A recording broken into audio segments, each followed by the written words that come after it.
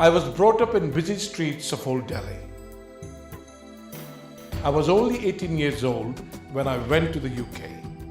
I was young and full of ambition. When in UK, all that I remember that I worked and worked. God gave me an opportunity to go into business. I now employ 300 people with a turnover of $215 million. I'm married with 3 children and 5 grandchildren. 3 years ago, a team of doctors from National Health Service UK contacted me.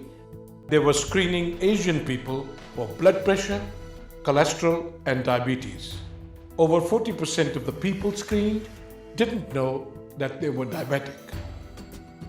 I joined hands with doctors and a charity, Healthy Heart Institute, was founded. This good work is being done in England now. I thought, why shouldn't I do the same in India, my homeland? 47 years later, I'm back in India. I want to establish the charity Healthy Hearts here too.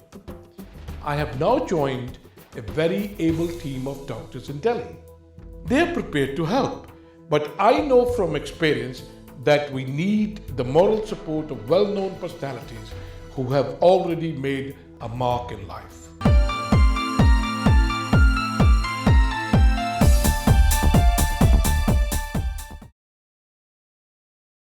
This was my short introduction.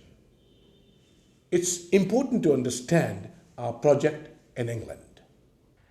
We go to temples, gurdwaras, mosques, community centers to screen people for blood pressure, cholesterol, and blood sugar. Over 50% of 4,000 people we screened were found to be diabetic, and over 40% of them didn't even know that they were diabetic. It's alarming. Let us briefly understand the damage diabetes does to your body. It damages your kidney, liver, the most precious thing, the eyesight, and then later on life-threatening diseases like heart attack and stroke. In England, we have more resources to tackle the situation. The real challenge is how we are going to prevent this horrible disease in India, my home country. There are 40 million people who suffer from diabetes in India alone. People need to know that the nation is sitting on a time bomb. How can we reduce the risk, or better still, prevent it? My colleague used the word prevent because we don't have enough resources to meet the expenses to cure this horrible silent killer. If we share the knowledge, we can certainly reduce the risks. I suggest that we screen people and find out who is on the borderline and treat them accordingly. Research shows many people will be found on borderline. We can suggest simple lifestyle changes and prevent diabetes. Bring some simple dietary changes. Stop smoking, stop using alcohol, pan masala, and eat pure food, organic food that is grown without the help of chemicals.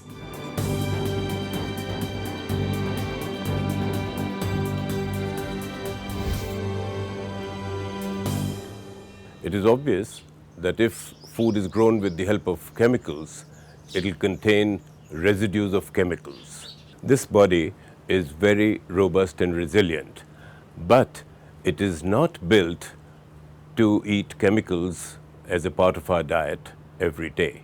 For example, if you were to take half a glass of pesticides, you will die instantly. But if you were to take a drop of pesticides diluted in a jug of water, your body will be harmed over a period of time. Doctors will detect your illness after a long time. Terminal illnesses like cancer will be caused in the future because we are eating chemical food today. This is the only option we have. We have proved that food can be better grown using cow dung, farm waste, and earthworms. Within 2 years, we found that the farmer who was dependent on chemicals has now achieved the same crop yield using natural methods growing organic food.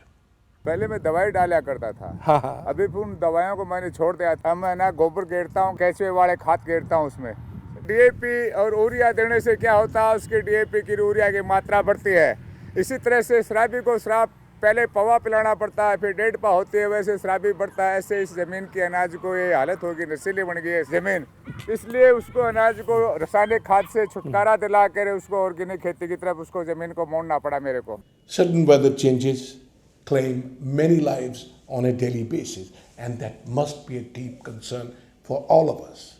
These are your headlines. Hurricane Gustav making landfall on the U.S. Gulf Coast. It struck west of New Orleans with a rash of tornado warnings and winds topping 170 kilometers an hour. Rescuers are trying to get hundreds of thousands of people who have been left stranded nearly 2 weeks after flooding in India's Bihar state. Survivors say food, shelter, and medical care are in short supply at already overcrowded relief camps. You see, these pictures are seen on television on a daily basis.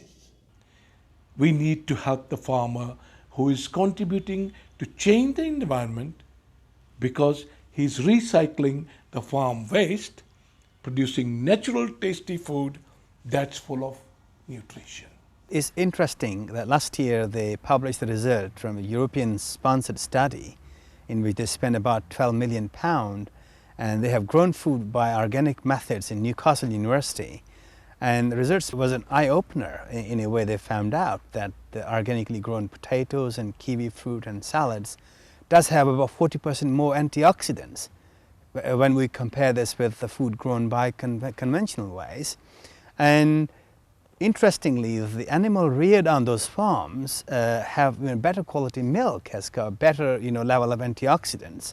That's to me is something that we simply cannot ignore. There's something good in organic food, and as you all be aware, that antioxidants has been linked with cancer, ischemic heart disease, and a stroke. And maybe that if you eat organically grown food, and it'll be good for you, you're going to live longer, have a healthier life, and it's good for the environment as well. After all, even the world governments are waking up to the fact that there is limit to subsidizing the chemical inputs. It simply cannot continue.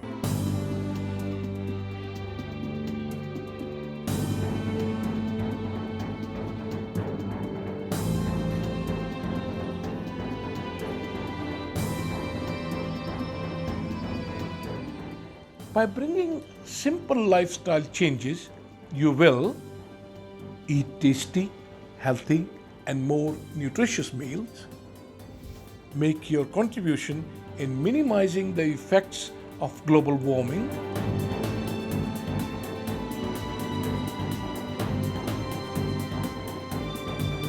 Let's help the farmer together to be more prosperous so that he grows more natural food for us instead of taking the option of committing suicide. The body today is burdened with chemicals. If we begin by launching an awareness campaign and take this challenge head on, We will get the results. to be successful, we need the participation of the government bodies, the big film personalities, and sportsmen, and indeed any icons in this noble cause to make people aware in our efforts to share our knowledge with the ordinary man in the street. Remember that Gandhiji got us the independence by simply making an appeal to the ordinary man. Once he wakes up, he will bring the change. In the modern age, Nelson Mandela did the same thing. Ladies and gentlemen, it is possible. We have no time to waste. Let's get to work together.